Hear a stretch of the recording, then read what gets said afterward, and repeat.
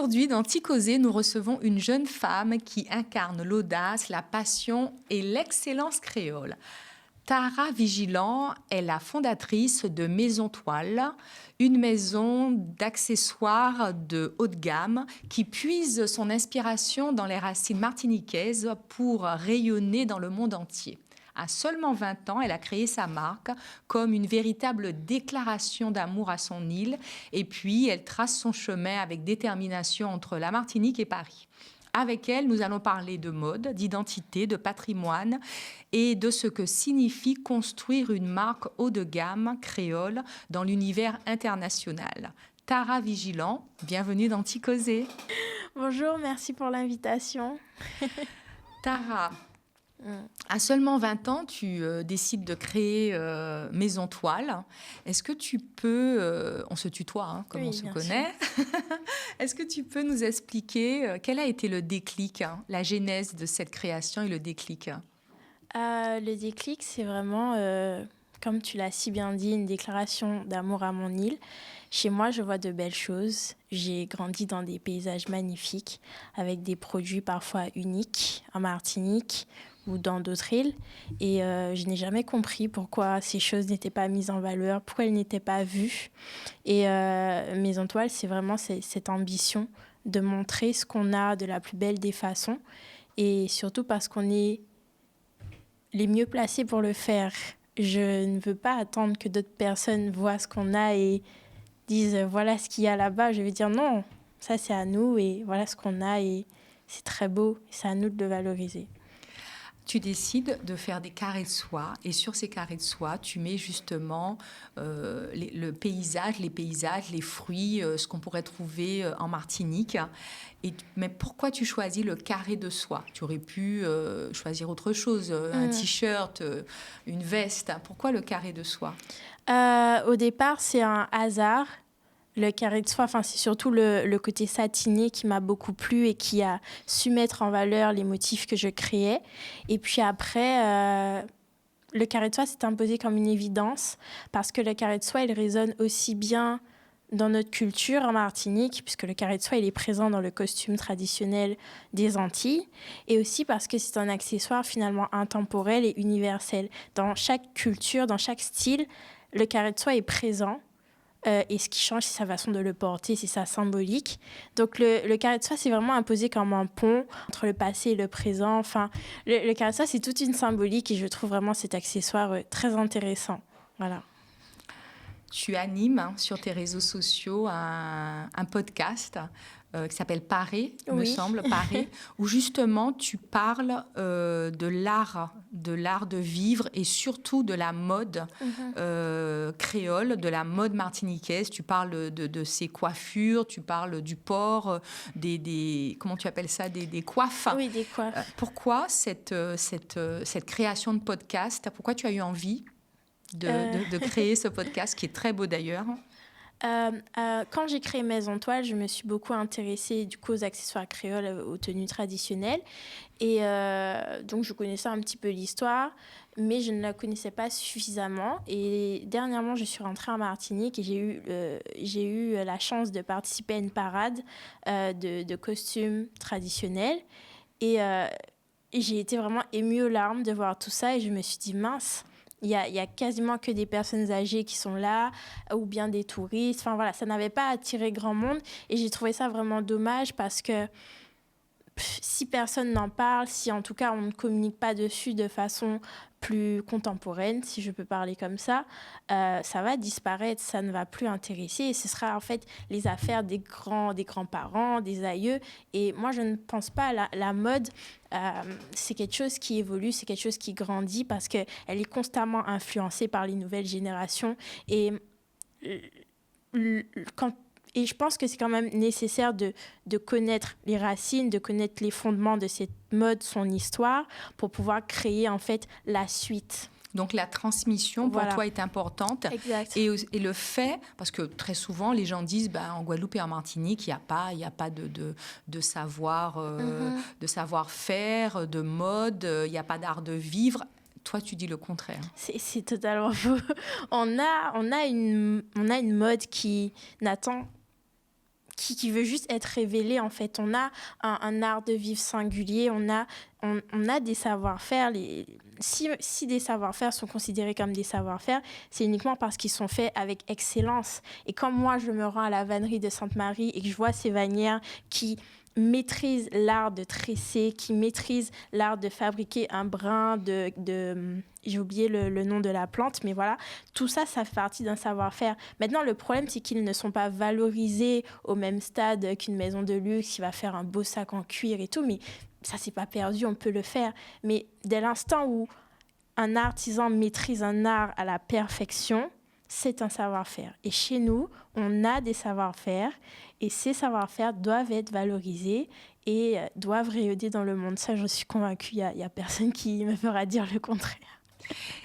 Et tu insistes beaucoup d'ailleurs sur les coiffes de ces femmes et à quel point c'était important d'avoir un couvre-chef, d'avoir à chaque fois une coiffe et à quel point ce travail est méticuleux. Exact.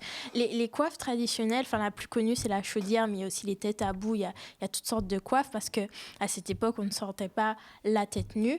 Pour moi les coiffes c'est vraiment la couronne créole par excellence et je trouve cet accessoire vraiment fascinant parce que jusqu'à aujourd'hui je me demande comment quelqu'un a su qu'en mettant de l'amidon on allait pouvoir faire des plis, on allait pouvoir rigidifier.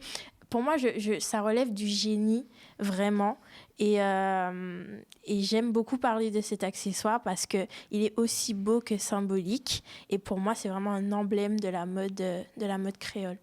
Tu dis aussi que c'est audacieux, que c'est aussi beaucoup de résilience, d'audace, que ces femmes qui n'avaient pas tant que ça arrivaient à faire des choses magnifiques et à être extrêmement élégantes. En fait, c'est même pas une histoire c'est pas tant une situation financière, c'est que on est dans une société où il y a toujours l'esclavage, ou un peu après l'esclavage, et ça reste quand même une société avec beaucoup de discrimination.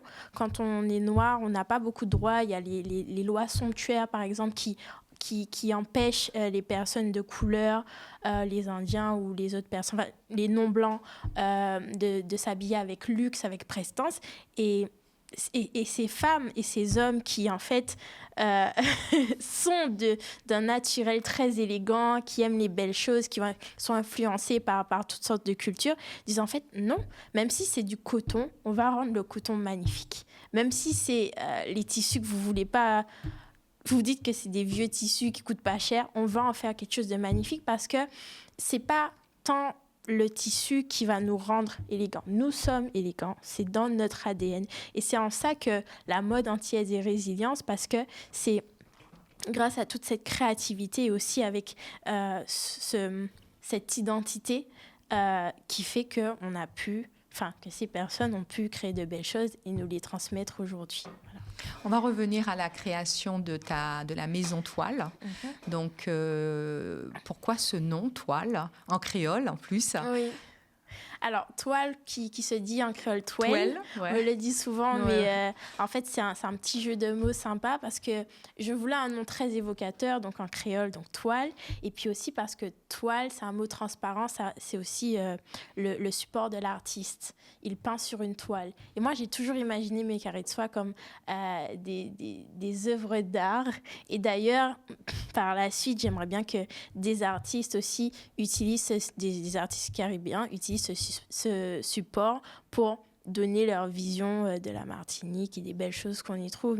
Tu aurais aimé faire des collabs avec des artistes de la Martinique Oui, et même plus loin, en fait, de vraiment créer tout un hub créatif pour que les artistes puissent simplement valoriser à leur tour, par leur talent, tout ce qu'on a en Martinique, tout le patrimoine créole. Moi, j'imagine vraiment Maison Toile comme un travail collaboratif. C'est pas Maison Toile de Tara, c'est Maison Toile par la Martinique, par les Martiniquais, pour les Martiniquais. Donc oui, bien sûr. Donc Maison Toile, c'est une maison qui a envie de s'exporter à l'international et de faire connaître justement tous ces beaux paysages, ces fruits, ces légumes, ces fleurs. Et les savoir-faire surtout. Et les savoir-faire de la Martinique. Les savoir-faire. Et c'est pourquoi aussi j'ai choisi un positionnement haut de gamme voire luxe. Enfin, c'est vraiment mon but ultime parce que toutes les maisons de luxe, en tout cas le luxe existe parce qu'il y a des savoir-faire qui doivent être préservés à la perfection. Et, et c'est pour ça que Maison Toile a ce positionnement et que Maison Toile est comme ça parce que pour moi, il n'y a pas d'autre façon de présenter au monde des choses qu'on a.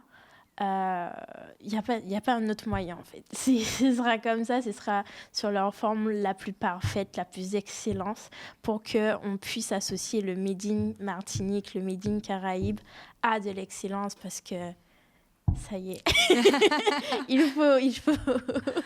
Et comment où on trouve justement tes carrés de soie? Est-ce qu'il y a un site internet? Est-ce que tu es distribué certains endroits? Dans certaines boutiques Alors, on peut les retrouver surtout sur la boutique en ligne www.maisontoile.com et sur la page Instagram, donc maison.toile, il y a les différentes boutiques partenaires. Il y en a qui sont encore en cours, donc je ne vais pas les citer, mais en tout cas, c'est là que je mets toutes les informations pour les trouver aussi bien en Martinique, en Guadeloupe et sur Paris. Et les boutiques et les adresses exactes seront sur Instagram. Voilà. Comment se déroule une journée type pour la jeune entrepreneur que tu es? Une journée type, en tout cas à Paris, c'est lever à 8h. À 8h et tout de suite le nez dans Maison Toile. Après, les journées ne finissent pas quand on est entrepreneur. On dort son projet, on se lève, c'est le projet, on se douche, c'est le projet. Et généralement, j'ai un emploi du temps qui est quand même bien ficelé par jour. J'essaye beaucoup de m'organiser puisque je suis seule. Et donc, après, ça dépend. Il y a des choses plus prioritaires, ça dépend des saisons. Mais généralement, des journées bien pleines. Et donc, tes commandes arrivent, tu prépares les boîtes pour les expédier, tu t'occupes de tout ça? Oui, quand il y a des commandes, oui, je m'occupe. Enfin, je fais vraiment tout dans mon entreprise. Mais ce qui me prend le plus de temps, c'est vraiment tout le travail de fond parce qu'il faut penser Maison Toile avant de vendre un produit. On pense d'abord une vision du monde. Et c'est vraiment ce travail-là que je fais jour après jour. C'est m'interroger, c'est résoudre des problèmes, Voilà, ça, c'est toujours la même chose, mais vers le but que je me suis fixé. Alors, comment t'accompagne ta famille sur cette aventure, dans cette aventure? Ma famille, ce sont mes premiers supporters, en particulier ma maman, qui a toujours été là pour moi et qui m'a toujours soutenue dans mes idées, dans mes projets. Elle m'a toujours fait confiance à ce niveau-là. Et puis aussi un soutien de vraiment toute ma famille, mon papa, mes grands-parents, que j'ai la chance d'avoir toujours. Ma tati, qui elle-même entreprend et qui m'a toujours insufflé cette dynamique. Une présence qui se matérialise. Ils étaient présents au shooting, au dernier shooting. D'ailleurs, ma mamie était l'égérie de ma dernière collection. Et je trouve ça trop cool parce qu'il y a vraiment des entrepreneurs qui ne sont pas soutenus. Et là, de voir que juste à un shooting, on était tous là en famille. Et je sais que dès que je ferai quelque chose, ils seront là. S'ils étaient sur Paris, ils viendraient au pop-up, aux choses. Donc ça fait du bien, même quand ils appellent, comment ça va les projets, comment ça... Je suis très reconnaissante pour ça. Comment tu t'es organisée? C'est-à-dire, tu as un comptable, tu as eu des conseils pour savoir comment monter ton business plan, tu as eu un financement d'une banque. Comment ça s'est matérialisé concrètement ton projet et la création de ton entreprise? J'ai commencé, j'étais alternante, donc j'ai commencé avec mon salaire d'alternante. Heureusement, je vivais chez mes parents. Le salaire d'alternante, c'est 800 €. Donc voilà, on commence avec ça et chaque fois que j'avais de l'argent, je mettais dedans. Et après, pour tout le reste, c'est sur le tas. C'est au fur et à mesure, on découvre que y a telle chose, il faut faire la compta, il faut faire ça. Donc j'ai tout appris au fur et à mesure et jusqu'à maintenant, j'apprends. Après, j'ai eu aussi la chance d'évoluer parmi d'autres entrepreneurs. Donc, j'ai pu solliciter des conseils. J'ai pu solliciter des gens qui avaient déjà un petit peu plus d'expérience. Donc, ça m'a beaucoup aidé aussi. Et puis après, c'est aussi beaucoup de curiosité. Il faut aller chercher l'information, il faut chercher à se former. Il y a des formations sur Internet plus ou moins gratuites. Enfin, il faut jamais arrêter d'essayer de comprendre, même quand c'est compliqué. Et puis, ce qui est bien avec ma génération, c'est qu'on a des outils, on a l'intelligence artificielle. Donc, c'est vraiment, il ne faut pas hésiter à utiliser ces outils-là pour ne serait-ce que mieux comprendre certaines choses. Et puis, quand la problématique elle est un petit peu plus complexe, ne pas hésiter à solliciter du monde, à assister à des événements. Enfin, il n'y a pas vraiment de méthode et je pense que c'est le piège de croire qu'il y a un chemin tout tracé ou qu'il y a une méthode clé. Où, en fait, chaque entrepreneur trace son chemin au fur et à mesure. Et ce qui m'a vraiment aidée, c'est de comprendre que l'entrepreneuriat, c'est résoudre des problèmes et que j'en aurai toute ma vie.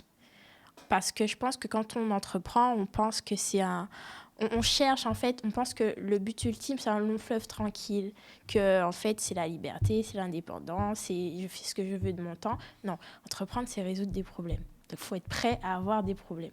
Et Maison Toile, ça n'était que ça, des problèmes. Qu'on résout. Voilà.